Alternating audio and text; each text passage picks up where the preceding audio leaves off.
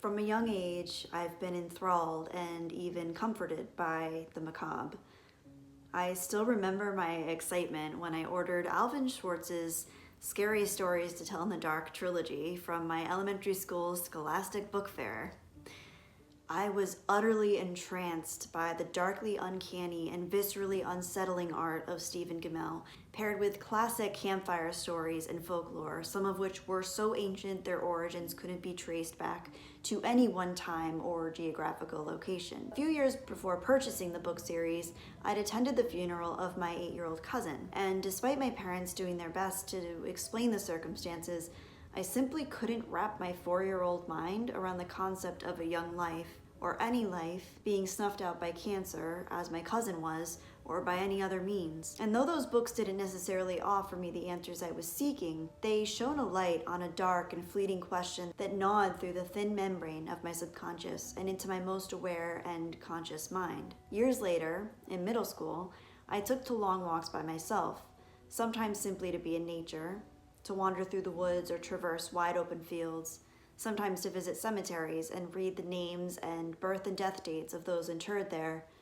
I spent a lot of time contemplating life in those spaces, somehow feeling less alone. I also took to spotting abandoned homes around my town and plotting in my little middle school mind to somehow access them at one point, and which I ended up doing with a small group of friends that were willing to go along. It was fun and it was exciting, and it was amazing the things that people left behind. And I always wondered to myself, either why did these people leave, or maybe they died and left this behind.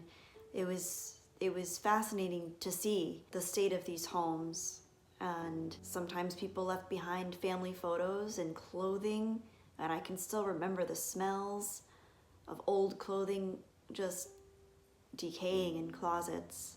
And I kept a few things from these homes. I have a cue ball from a pool table in a big mansion in the woods that was abandoned.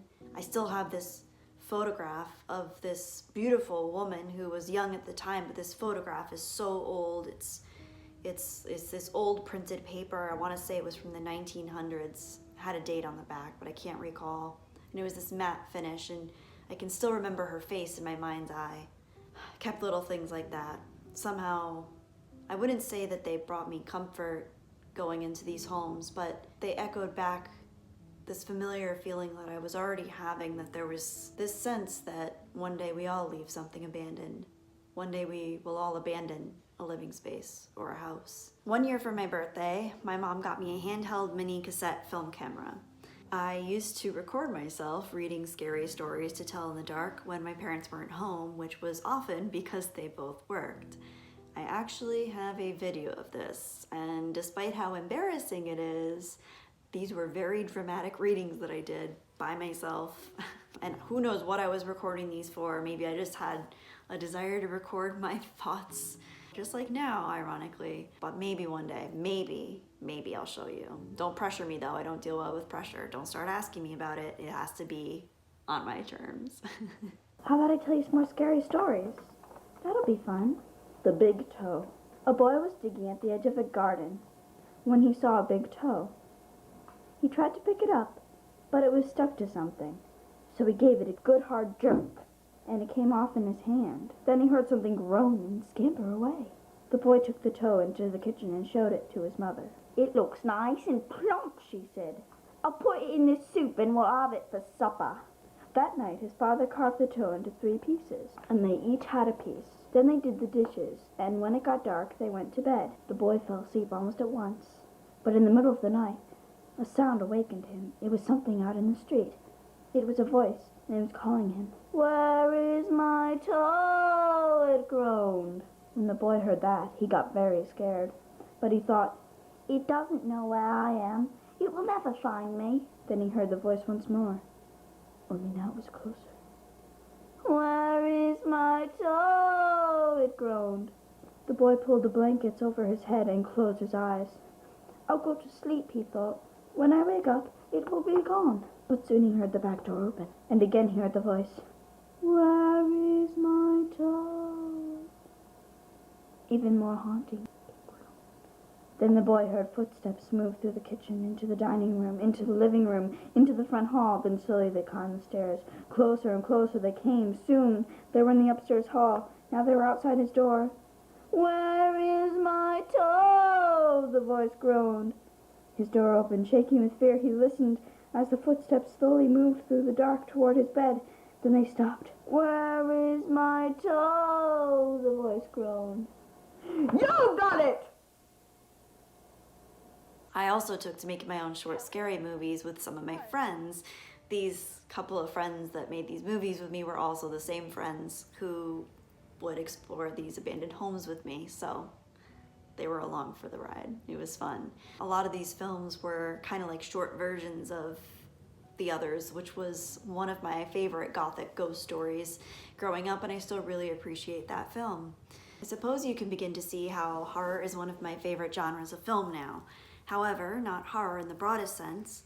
I'm not personally a fan of shock value slasher flicks or cheap jump scares. I do not like gratuitous gore or gross out factor body horror. No, for me, horror is at its strongest and purest when it has a strong emotional core, or what I like to refer to as horror with heart.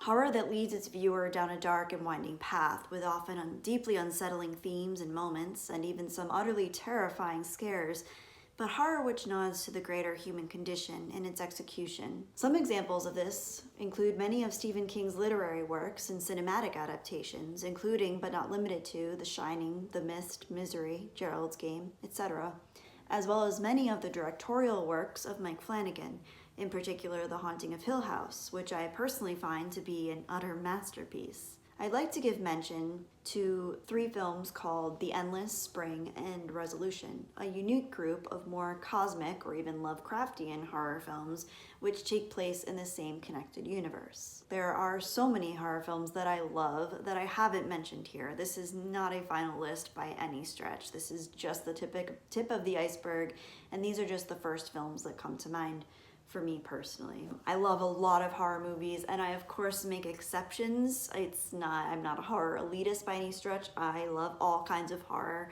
and I'm happy to watch schlocky, gimmicky horror, but to stay within the context of this essay, I'm just talking about horror with heart. Growing up, every year for my birthday, I'd have a Halloween-themed party to which I'd invite a few close friends. The party started out innocently enough, painting pumpkins as we noshed on pizza and ice cream cake and telling jokes, renting movies like Hocus Pocus, still a favorite of mine.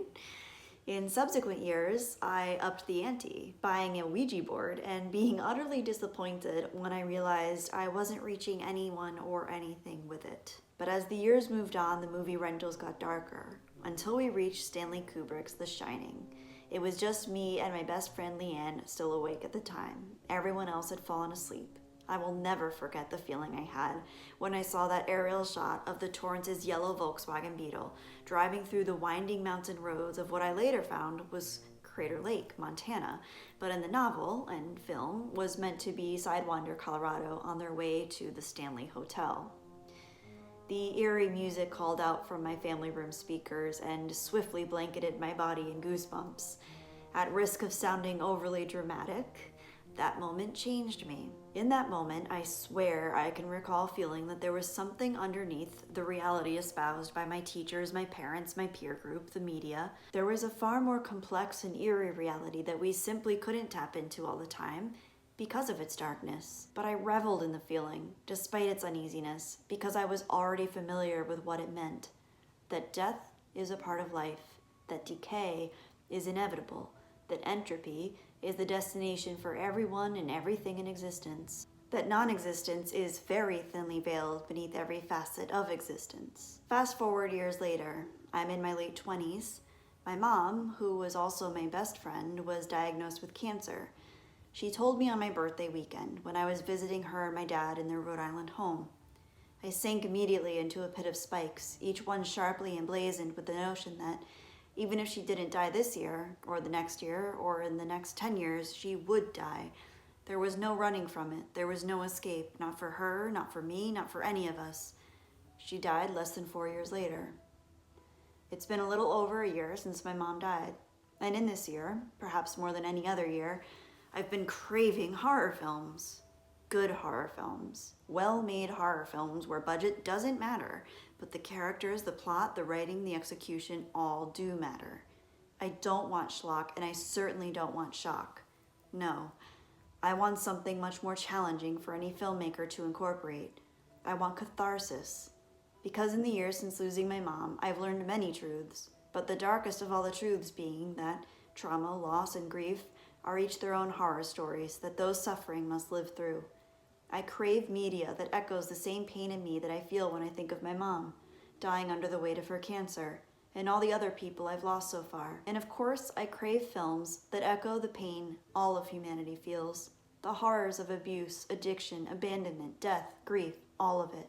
The last thing I want is for these horrors to be real, but the first thing I want in horror is for it to acknowledge what is real about suffering, and ideally, to offer some heart and soul and even a little glimmer of light and hope through the process, all of which I've seen done masterfully by Mike Flanagan in particular. I wish I could think of more names, but I do believe he's in the midst of carving out his own subgenre of horror that has yet to be labeled.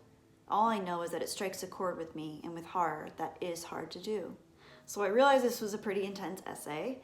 I wrote this within the span of a couple hours after a particularly rough day. I've wanted to make something along these lines for a while now, but never really had the guts. I hope it strikes a chord with some of you out there, and if it does, please let me know. It's nice to know I'm not alone, and neither are you. Please leave any and all horror with heart recommendations you can think of in the comments. And if you did like this video, please let me know so I feel confident in making more like it. Thanks to all of you out there who understand. It really means a lot. So with that was my video essay. It honestly just kind of unfolded. I started writing and it just kind of poured out. It comes from the heart, and I totally understand if some of you are uncomfortable with it, or maybe you're judging me or the text, but I hope you can have some grace and understanding that I've had unique experiences with loss and grief and losing people. My mom and my cousin are far from the only people I've lost in my life, unfortunately. And not saying that horror is what solves anyone's problems, not saying that horror is what helps people through crises or anything like that. Just saying that when horror is done well, when horror is done with an element of heart, the way someone like Mike Flanagan directs and creates his horror works, it can really strike a chord and validate the darker experiences that we as humans all have to have at some point in our lives. After this year, after losing my mom and then my grandma and then my family dog, all within a few months of each other, I realized I don't want to bullshit anymore. I don't like being bullshitted by people, and I don't want to bullshit anyone else. I want to be real. I always have, and I've always wanted to be a genuine person, and I've always wanted genuine and authentic relationships with others.